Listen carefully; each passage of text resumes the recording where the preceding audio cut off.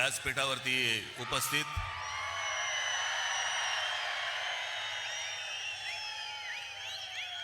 शिवसेना पक्षप्रमुख श्री उद्धव ठाकरे,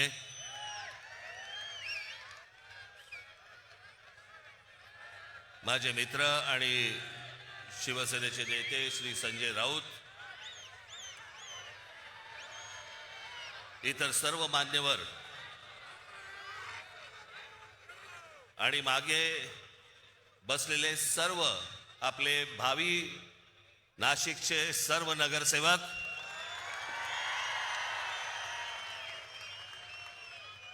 आणि माझ्या जमलेल्या सर्व तमाम मराठी बांधवांनो, भगिनींनो आणि मातांनो,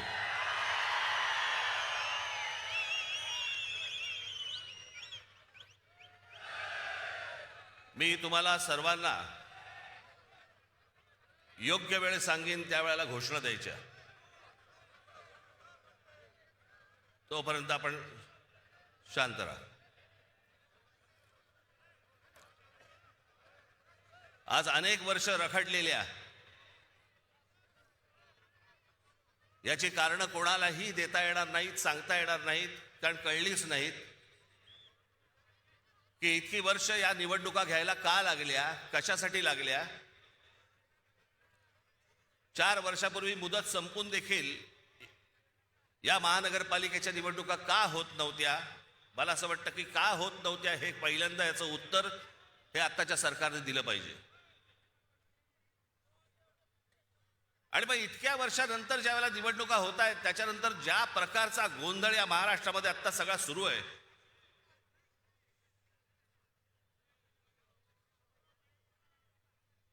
कोण कुठे चाललंय, कोण काय चाललंय, म्हणजे मी मागे एकदा म्हटलं होतं ना, इतका चुकीचा कॅरम फुटलाय ना की कोणाच्या सवट्या कोणाच्या भोगात आहेत तेच कळत नाही.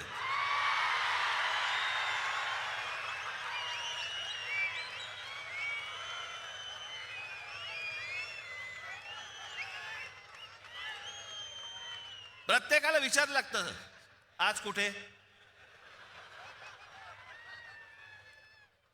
काही जण तर वेडे पिसे झालेत, वेडे पिसे. त्या दिवशी मला कळलं, कोणीतरी एकाने छाननीच्या वेळेला, म्हणजे ते फॉर्म भरायची तारीख मुदत निघून गेली होती फॉर्म भरायची, छाननीच्या वेळेला समोरच्याचा एबी फॉर्म घेतला आणि गिळून टाकला. बरं, वेळ नव्हता, दिवसही नव्हते. एखादा दिवस मिळाला असता तर सकाळी बाबा वाट तरी बघता आली असते त्याची की एबी फॉर्म बाहेर येईल, बाहेर येईल, बाहेर येईल, मग नंतर फॉर्म भरू. ती वेळ नाही दिली. कोणत्या थराला गेलेत निवडणुका. या महाराष्ट्रामध्ये 60-60, 70-70 माणसं उमेदवार सत्ताधारी पक्षाचे बिनविरोध निवडून येतात. तिकडच्या मतदारांचा मतदानाचा अधिकार पण त्यांना देणार नाही तुम्ही. काही वेळेला तर दहशतीतून, आणि काही वेळेला जास्तीत जास्त वेळेला तर पैसे. काय आकडे ऐकतोय. कोणाला 1 कोटी, कोणाला 2 कोटी, कोणाला 5 कोटी. आमच्या कल्याण डोंबिवलीच्या तिथे एका काय ते प्रभाग असतात, त्या प्रभागामधल्या 3 जणांना, एका घरातले 3 जण उभे आहेत एका प्रभागात. काय ऑफर झाली असेल तुम्ही कल्पना पण नाही करू शकत. एका प्रभागातल्या 3 जणांना, जे 3 जण एका घरातले आहेत, त्यांना 15 कोटी रुपयाची ऑफर झाली. 15 कोटी. कोणाला 5 कोटी, कोणाला 10 कोटी, कोणाला 2 कोटी. येतात कुठून पैसे. या लेवलला इथपर्यंत परिस्थिती आणली तुम्ही महाराष्ट्राची. एक तर उभं राहू द्यायचं नाही, माणसं विकत घ्यायची, भीती घालायची, दहशत निर्माण करायची, आणि अशा वातावरणामध्ये तुम्ही निवडणुका घ्यायला बघताय. मला समजलंच नाही. या इथे नाशिकमध्ये पण भारतीय जनता पक्ष, अहो तुमच्याकडे माणसं होती ना, जुनी काम करणारी माणसं होती ना.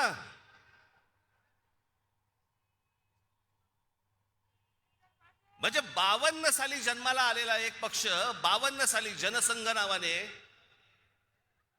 त्यांना 2026ला पोरं भाड्याने घ्यावी लागतात.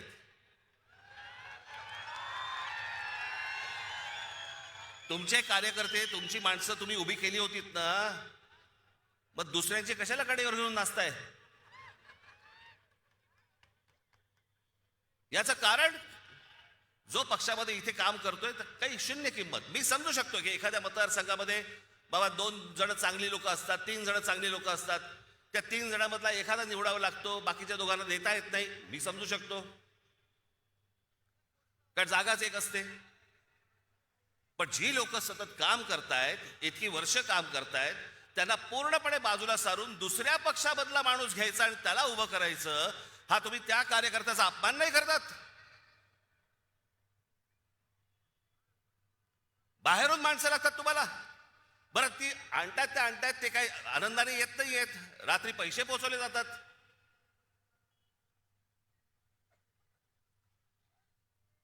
म्हणजे आमचे मित्र आता संजय राऊत आता म्हणाले तपोवनातली झाडं इथे त्यांना छटायची आहेत त्या महाजनना.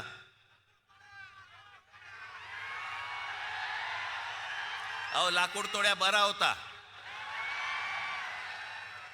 त्याला देवीने पहिली विचारली, त्याची कुऱ्हाड गेली तर सोन्याची हवी का? तो म्हणाला नाही. मग चांदीची हवी का? नाही. मग त्याची मूळ कुऱ्हाड दिली, तेव्हा तो बोलला नाही, ही माझी कुऱ्हाड. सोना चांदीच्या कुऱ्हाडीला पण तो भापला नाही. बाईक ते मला कळलं, मला कोणाला बद्दल बोलतोय, मला काय सांगताय, नावं ठेवण्यामध्ये मी पटाय, तुम्ही नाही.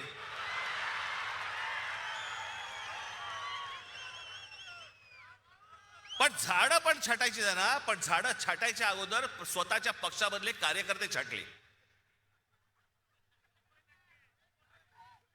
या पक्षामधली लोक छाटली पहिली, बाहेरून झाडं मागवली आणि ती आता पक्षात लावतायत.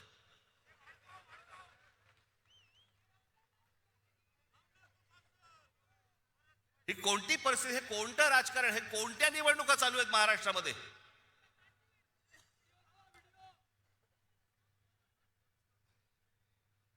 दोन 2012 साली ज्यावेळेला ज्यावेळेला इथे सत्ता आली, 17 साली इथे फडणवीस आले आणि म्हणाले मी नाशिक मी दत्तक घेतो.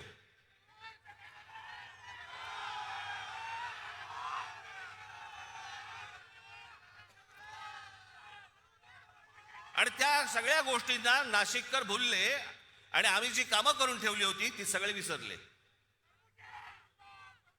आणि दत्तक घेतो म्हटल्यानंतर हा बाप परत फिरकलाच नाही.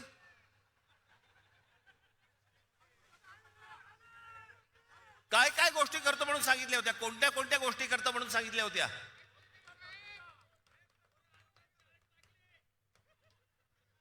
आता साधी गोष्ट बघा, 2012ला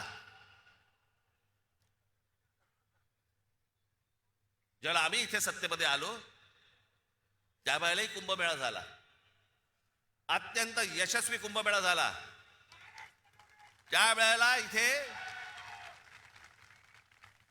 त्यावेळेचे इथे उत्तम सगळेच त्यावेळेचे नगरसेवक सर्व पक्षांचे सगळ्यांच्या बरोबर घेऊन साथीने सगळे हा उत्तम कुंभमेळा झाला. एकही झाड कापलं गेलं नाही त्यावेळेला. आत्ता का कापलं जातंय? तुम्ही शांत बसा रे जरा, नाही तर तू ये इकडे आणि मार बॉम्ब परत सारखी.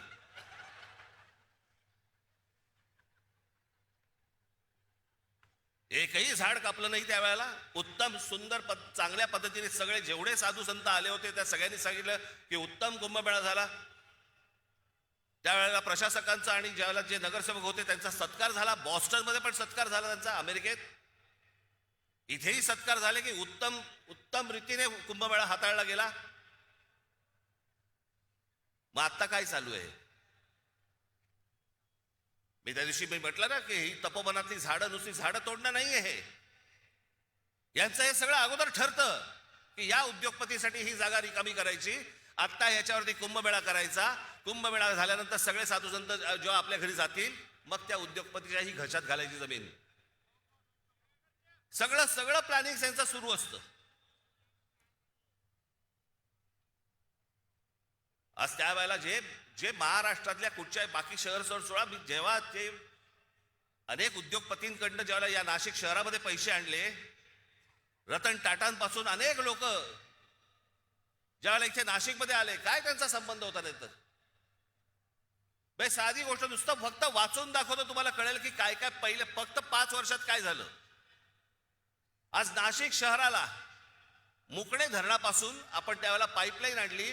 नाशिकच्या पाण्याचा पुढच्या साधारणपणे 50-60 वर्षाचा पाण्याचा प्रश्न संपवून टाकला.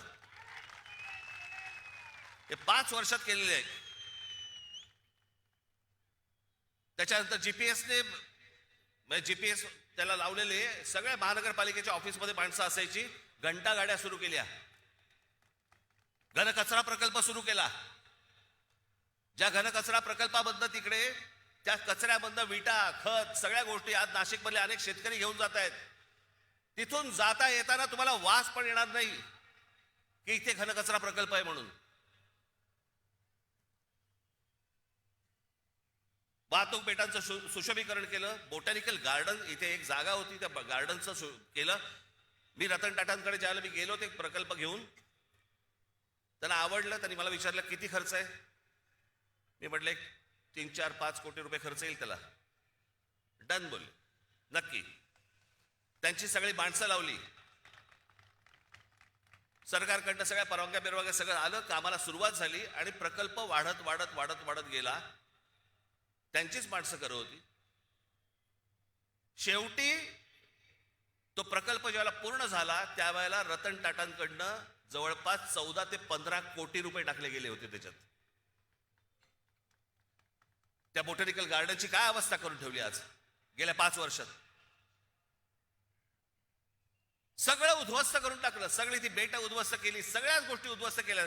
इथे तुमच्या ते चिल्ड्रन एज्युकेशन पार्क, गोदापारचं जॉगिंग ट्रॅक, स्वर्गीय माननीय बाळासाहेब ठाकरेंच्या नावाने ऐतिहासिक ते शस्त्र संग्रहालय केलं होतं, ते उद्ध्वस्त करून टाकलं.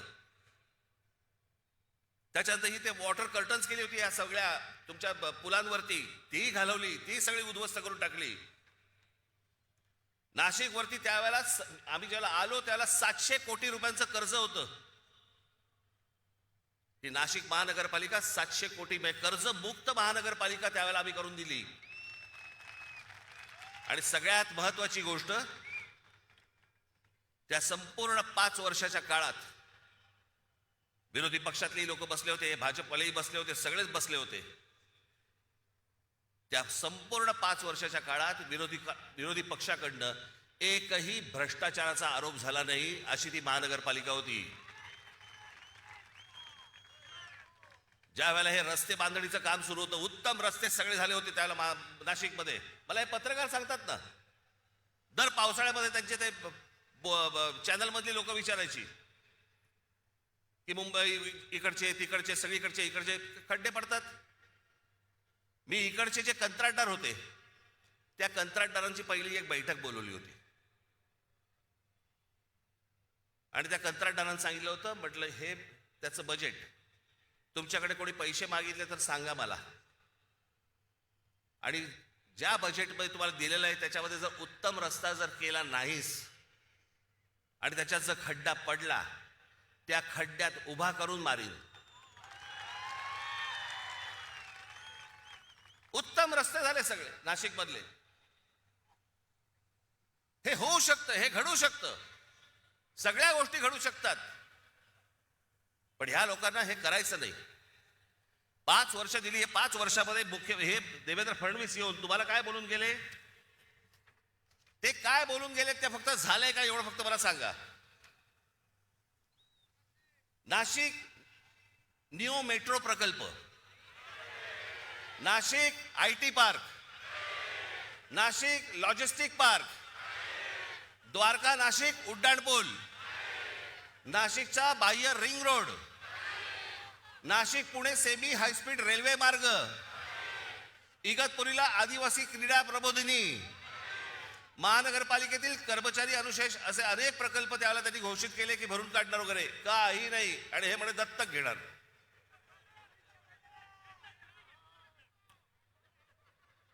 याला कामं नाही करायचे. धर्माच्या नावावरती, जातीच्या नावावरती फक्त तुम्हाला भुलवायचं. आज अनेक महिला इथे आलेल्या आहेत. ती ह्याची योजना आणली, काय ती लाडकी बहिणी योजना. लाडक्या बहिणी योजनेबद्दल 1,500 रुपये दिले. महागाई किती वाढली हो. हा, ते 1,500 रुपये तुमचे 15 दिवसात निघून गेले. साधा सिलेंडर 1,000 रुपये आहे. कुठे टिकणार आहे 1,500 रुपये. मला आपल्याला फक्त एवढंच सांगायचंय, पुढच्या ज्या पिढ्या असतील, आज तुमची मुलं असतील, आज अनेक या महाराष्ट्रामधले अनेक उमेदवार आहेत किंवा अनेक लोक आहेत, त्यांची मुलं काय विचार करतील. काय आमच्या भवितव्याकडे आमच्याकडे कोणी बघितलं नाही का. आमचा बाप विकला गेला. आमच्या आईने पैसे घेतले आणि आमच्याकडे पुढे भविष्य जे आहे आमचं, हे काही घडलंच नाही. आमची शहरं चांगली घडलीच नाहीत. शहरात राहण्यासारखं काहीच नाही. आज अनेक मुलं इथे, अनेक मुली, तरुणी आहेत, महाराष्ट्रामध्ये आहेत, देशामध्ये आहेत. का परदेशी जातात हो. कशासाठी परदेशी जात आहेत. शिक्षण तर इथेही मिळू शकतं, कदाचित नोकरीही इथे मिळू शकते, पण जात आहेत कशासाठी. सभोवतालचं वातावरण सगळं बकाल. रस्त्याला चांगले फुटपाथ नाहीत. ट्रॅफिक वाढलाय, रहदारी सगळीकडे. कशाला काही आटोक्यातच नाहीये काही गोष्टी. अशा लोकांच्या हातामध्ये तुम्ही शहरं देणार आहात. मला खरंच 2017 साली मला इतकं वाईट वाटलं की अरे म्हटलं, एवढ्या सगळी माणसं मी त्यावेळेला आणली. आनंद महिंद्रापासून, रतन टाटांपासून, सगळे अंबानींपासून सगळी लोक इथे मी आणली, जी कधी कुठच्या शहरामध्ये गेली नाही, ती ह्या सगळ्या शहरामध्ये आणली. एवढे सगळे प्रकल्प, एवढ्या सगळ्या गोष्टी उभ्या केल्या आणि उभ्या केल्यानंतर पाहायला काय मला मिळालं. पराभव. आणि ज्या लोकांनी काहीच नाही केलं गेल्या 5 वर्षामध्ये, त्यांच्या भूलथापांना बळी पडलात. आजही हेच चालू आहे त्यांचं. पैसे वाटायचे, बाकीच्या सगळ्या गोष्टी करायच्या, बोगस वोटिंग करायचं, घराघरात जाऊन पैसे वाटायचे. आज पैसे घ्यायला हो, किती दिवस टिकणार तुमच्याकडे, किती दिवस राहणार आहेत. पण तेवढ्याशा एका किमतीसाठी आपण अख्खं शहर दावडीला बांधतो आहोत. आपल्या चिल्ल्या पिल्ल्यांचं भवितव्य आपण दावडीला बांधतो आहोत. याचाही आपल्याला विसर पडला. कशासाठी निवडणुका लढवायच्या मग. राजकारण हा, निवडणुका हा काय नुसता खेळ बनवून ठेवला का आपण. पैसे घ्यायचे आणि मतदान करायचं आणि मग 5 वर्ष बोंबलत राहायचं की ह्यांनी काही नाही केलं, ह्यांनी असंच केलं, ह्यांनी तसंच केलं, हे खोटं बोलले. परत 5 वर्षांत परत येणार, हे पैसे वाटणार. हाच खेळ खेळायचा असेल तर खेळा बाबा तुम्ही. तुम्हाला उत्तम शहर घडवायचं असेल, उत्तम भवितव्य घडवायचं असेल, आपल्या चिल्ल्या पिल्ल्यांचं देखील त्यांना असं वाटलं पाहिजे की या शहरात राहावं, असं जर वाटत असेल, आज मी तुम्हाला सांगतोय, आज शिवसेना आणि महाराष्ट्र नवनिर्माण सेनेच्या हातामध्ये तुम्ही आज सत्ता देऊन बघा. तुम्हाला नाशिकमध्ये पुन्हा चमत्कार घडवल्याशिवाय मी राहणार नाही. हे सगळे इथे बसलेले सगळे जे आज उमेदवार आहेत, उद्याचे सगळे नगरसेवक असतील, पण सगळेजण तुम्ही जर ताकदीने आज उभे राहिलात आमच्या पाठीशी आणि बाकीच्या पेकाडात लाथ घातलीत, तो समोर बोर्ड दिसतोय मला तिकडे क्रिकेटचा, त्याच्यावर लिहिले टोटल. शिवसेना आणि महाराष्ट्र नवनिर्माण सेना यांचे नगरसेवक किती निवडून येणार, मला तिकडे 100चा आकडा पाहिजे मला त्या बोर्डावरती. कुठेही बेसावत राहू नका, कुठेही गाफील राहू नका, कुठेही विकले जाऊ नका, कुठच्याही जातीपातीच्या धर्माच्या कुठच्याही नावाखाली येऊ नका. हे शहर उत्तम करायचंय, सुदृढ करायचंय, सुंदर करायचंय, चांगलं करायचंय, येणाऱ्या पिढ्यांच्या भवितव्यासाठी चांगलं करायचंय. याच्यासाठी सगळेजण सज्ज व्हा. एवढंच फक्त सांगण्यासाठी आज आपल्या समोर आलो. आपण सगळेजण इतक्या मोठ्या संख्येने इकडे आलात, आपण त्याबद्दल मी तुमचा सगळ्यांचा मी आभारी आहे. धन्यवाद. जय हिंद, जय महाराष्ट्र.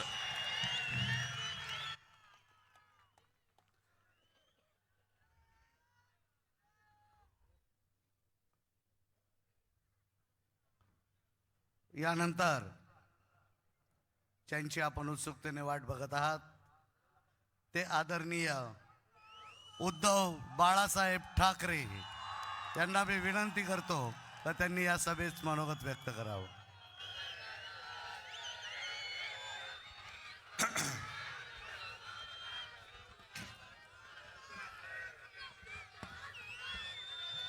जमलेल्या माझ्या तमाम हिंदू बांधवांनो, भगिनींनो आणि मातांनो, या गेल्या 2 वर्षातली माझी ही 4थी सभा आहे. पण आजच्या सभेत मला खूप आनंद होतोय, कारण माझ्यासोबत माझा भाऊ आणि महाराष्ट्र नवनिर्माण सेनेचा अध्यक्ष राज, संजय तर सोबत आहेच, खासदार आहेत आणि उद्याच्या महापालिकेतले सगळे नगरसेवक आहेत. या भावी नगरसेवकांना सांगतोय की ही सगळी जनता ही तुमच्याकडे अपेक्षेने पाहते. त्यांच्या व्यथा काय आहेत याचा उल्लेख राजनी पण केला, संजयनी पण केला. आणि राजनी त्यांच्याकडे ही महापालिका असताना काय कामं केली हे अभिमानाने सांगितलं. मग राजनी केलेली नाशिकमधली कामं आणि मुंबईमध्ये शिवसेनेने कामं केलीत, हे 2 नागरिकांसाठी कामं करणारे भाऊ एकत्र आले तर नाशिकचा काय उत्कर्ष होईल हे तुम्ही तुमच्या मनाशी विचार करा.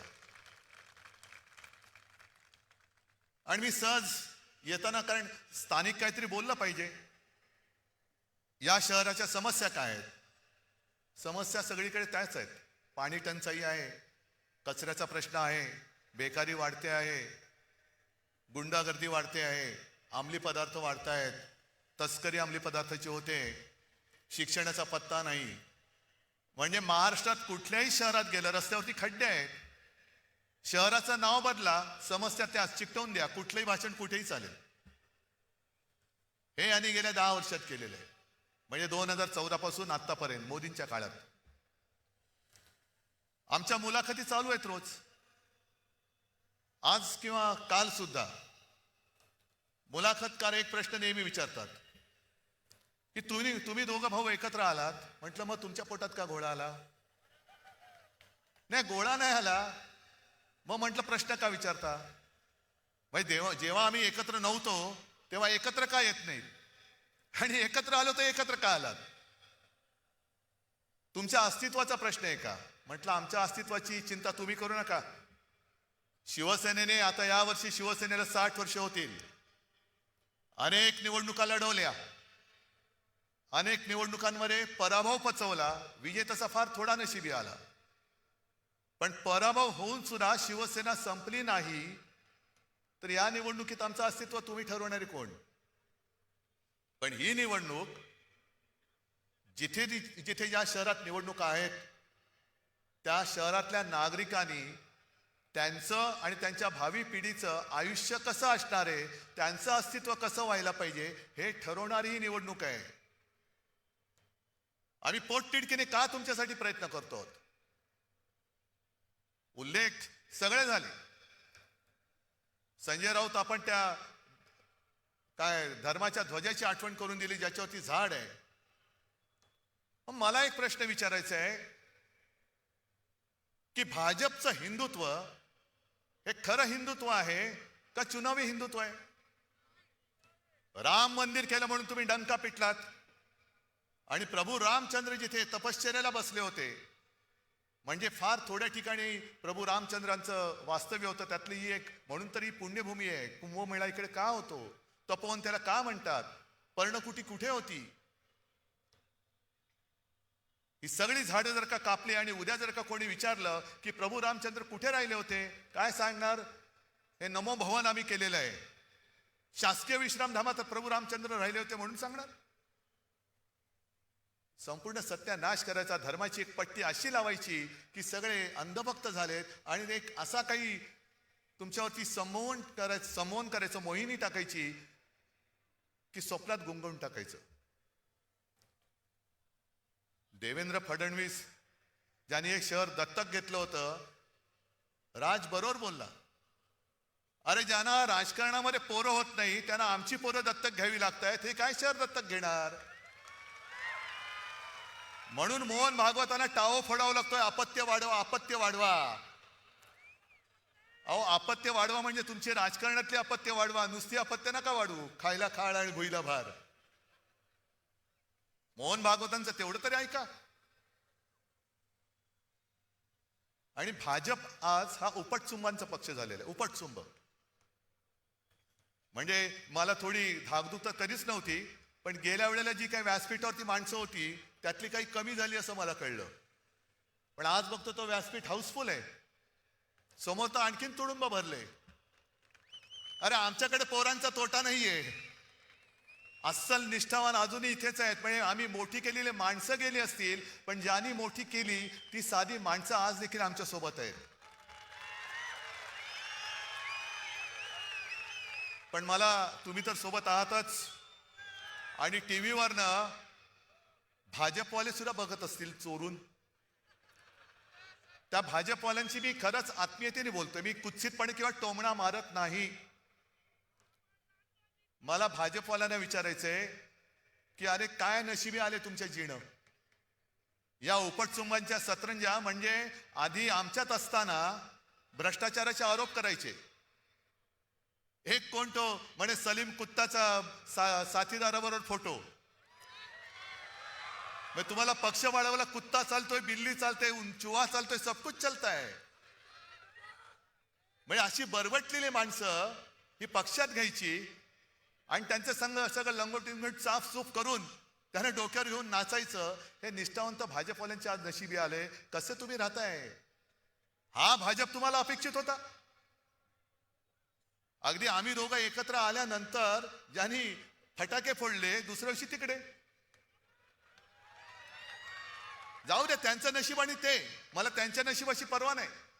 मला वाईट वाटतंय ते निष्ठावान भाजप कार्यकर्त्यांचं वाटतंय. त्यांना प्रवेश दिल्यानंतर आमच्या देवेने ताईंना रडू आवरेना. मला त्यांच्याबद्दल आदर आहे. मी ताई तुम्ही आमच्याबद्दल चांगलं बोलावं म्हणून मी बोलत नाही. तुम्ही तुमचं काम निष्ठेने करताय. उद्या मी बोलतो त्याच्यावर तुम्ही टीका जरूर करा, कारण तुमची ती निष्ठा त्या पक्षाची आहे. पण ज्या पक्षाची निष्ठा तुम्ही बाळगता आहात, राखता आहात, तो पक्ष आज उपऱ्यांचा पक्ष झालाय. उपरे.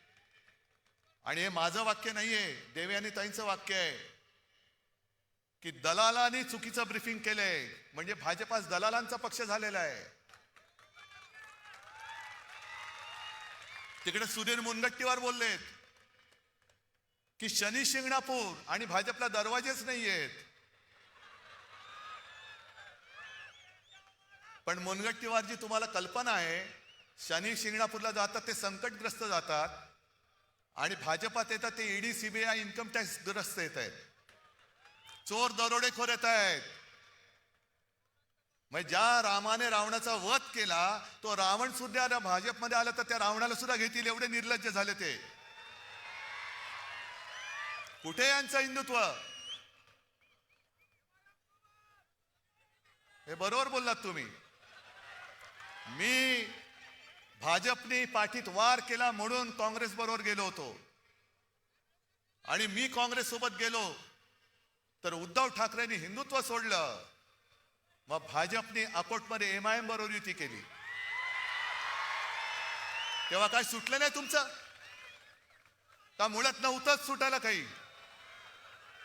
MIM बरोबर अकोटमध्ये युती केली. अंबरनाथ मध्ये जिथे शिवमंदिर आहे तिकडे या मिंद्याचं पायपुष्ट का आणखीन काय पुसून फेकून दिला. बरोबर घेतला, काम झालं, दिलं फेकून आणि काँग्रेस बरोबर युती केली. बरं, समविचारी म्हणजे काय?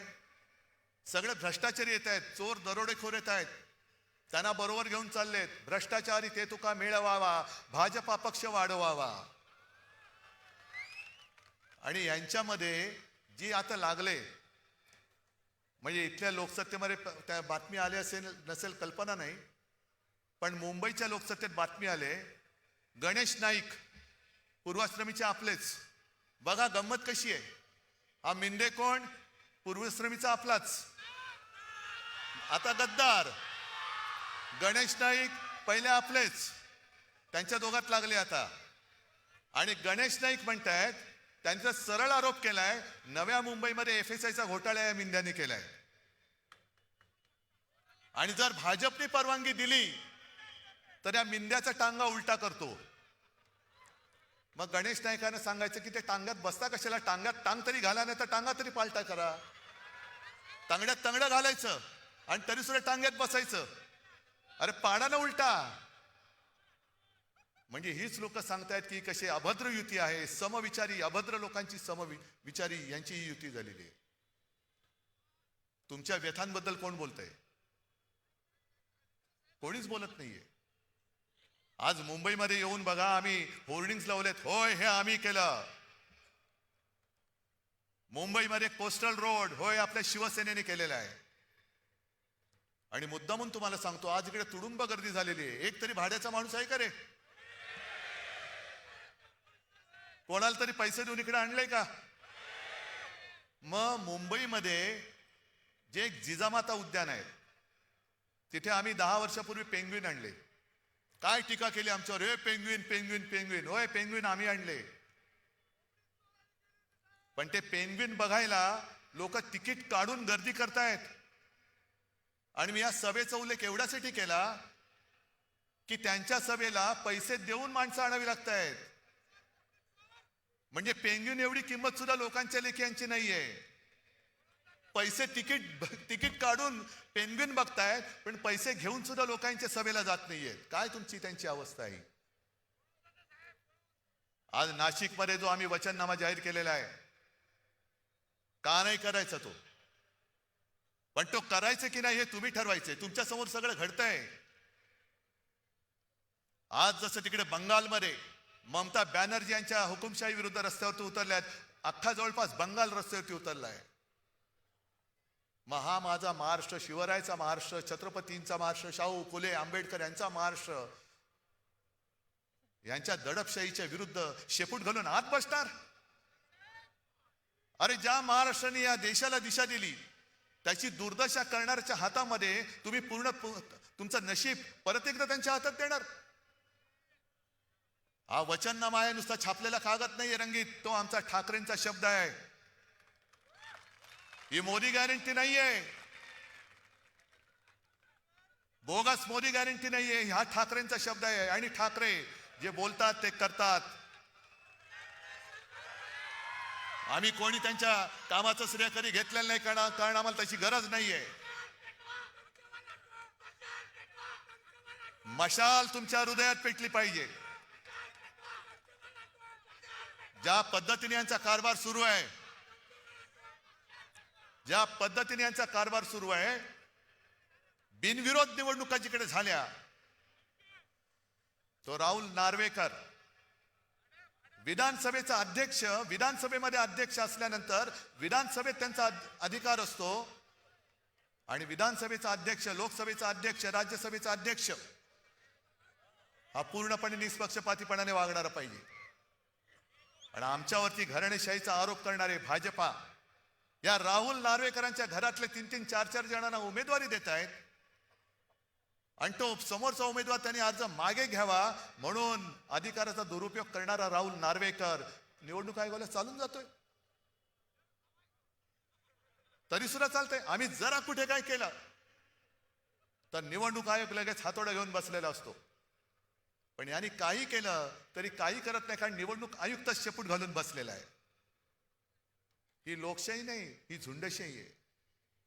ही झुंडशाही आहे. आणि आज जर का आपण उठून उभे राहिलो नाही, तो उद्या वरवंटा असा फिरेल की पुन्हा एकदा इंग्रजांपेक्षा जास्त 150 वर्षापेक्षा यांच्या गुलामगिरीत आपल्याला राहावं लागेल. हिंदुत्वाचा हा बुरखा आहे. कारण हा जर का बुरखा नसता तर तपोवनातली झाडं यांनी कापली नसती आणि बिल्डरला ती जागा दिली नसती. काय तपोवनाचं ज्यांना महत्व नाहीये, इकडे तपोवन कापतायत, तिकडे आरेचं जंगल कापलं, कुठे आरवली पर्वत बोडका करतायत, ताडोबा अंधारीमध्ये खाणीसाठी जागा देऊन टाकतायत. हे सगळं राजकारण आजूबाजूला शिजत असा विचार करू नका. अरे ताडोबाला झालं, आमच्या नाशिकमध्ये तर नाही ना झालं. अरे मुंबईत झालं, आमच्या नाशिकमध्ये तर नाही ना झालं. नाही, आज ज्यांच्यावरही वेळ आले, उद्या तुमच्यावरती वेळ येईल. गेले 2-4 दिवस माझा घसा बसला होता. तुम्ही आमच्या दोघांच्या मुलाखतीत पाहिलं असेल, ऐकलं असेल. आणि हिंदीमध्ये आज माझी एक मुलाखत झाली. त्या मुलाखतकाराने विचारलं की इस बार आपको ऐसी कौन सी खासियत लगती है मुंबई की चुनाव के बारे में. म्हटलं इस बार खासी यही खासियत है, कारण सगळे मुंबईकर खोकतायत, फुफ्फुसाचे आजार होत आहेत. कारण नियोजन शून्य विकास, रस्ते खोरून ठेवलेले आहेत, धूळ सिमेंट सगळं मुंबईकरांच्या श्वासामध्ये आता हे सगळे प्रदूषण जात आहे. उद्या तुमच्याकडे सुद्धा ते तेच करतील. आम्ही तुम्हाला एक चांगलं आयुष्य देण्यासाठी आलेलो आहोत एकत्र. होय, आम्ही एकत्र आलो, सत्तेसाठी आलो. मग तुम्ही जे काय हे भाजप आणि सगळे आलेत, ते काय विटी दांडू खेळायला आलेत? काय खेळायला आलेत?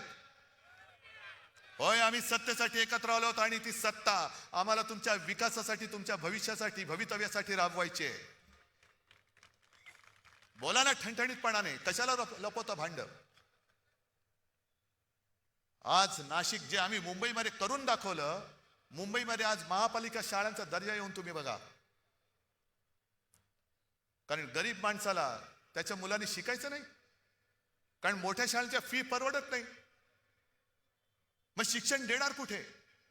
महापालिका शाळेमध्ये मोफत शिक्षण, आणि ते सुद्धा 8 भाषांमध्ये आपण मुंबई महापालिका शाळेमध्ये शिक्षण देतो. वेगवेगळ्या 8 भाषांच्या शाळा आहेत.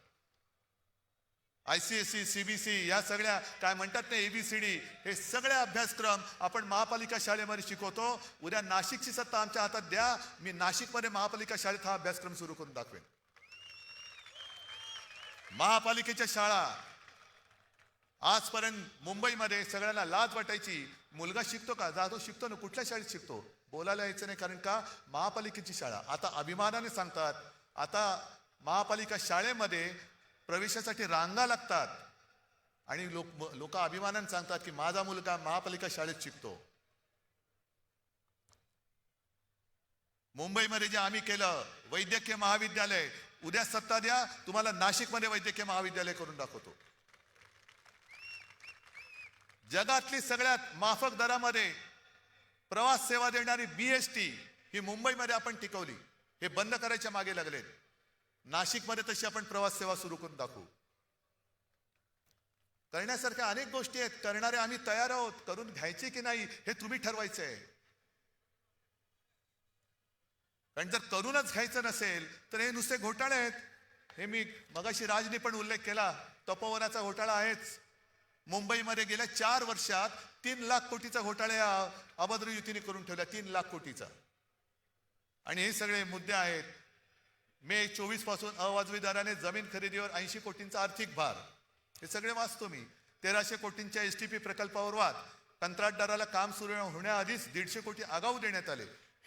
हा आगाऊपणा जो आहे ना, हा महत्वाचा आहे. तो जो मुंबईत केला त्यांनी 3 लाख कोटी, त्या कामासाठी आगाऊ रक्कम देतात, आणि त्या आगाऊ रकमेतनं हे आगाऊ पैसे काढतात आणि ते लोकांना वाटतात.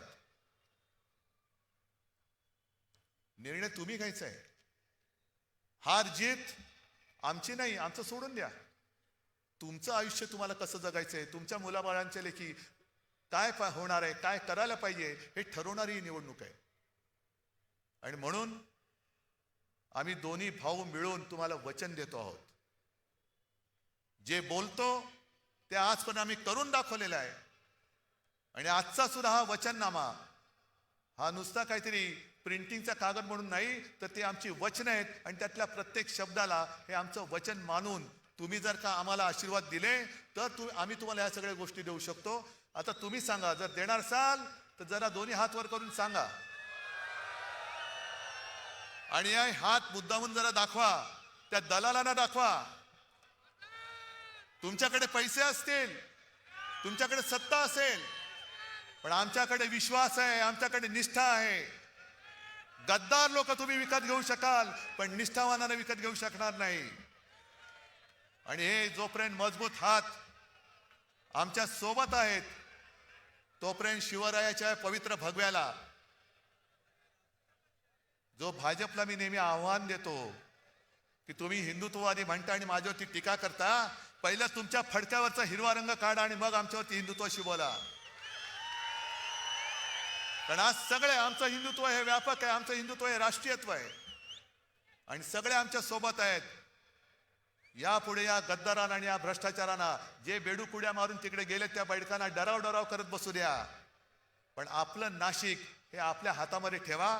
आपली शिवसेना आणि मनसेची एक अशी भक्कम मजबूत सत्ता या नाशिकमध्ये आणा की उद्या कोणी दत्तक बाप इकडे पाय ठेवायला घाबरला पाहिजे. आणि तेवढी ताकद ही नक्की तुमच्यामध्ये आहे, हा विश्वास व्यक्त करतो आणि आपली रजा घेतो.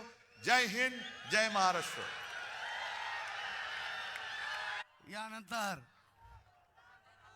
राष्ट्रगीतासाठी सर्वांनी उभं राहावं. राष्ट्रगीत.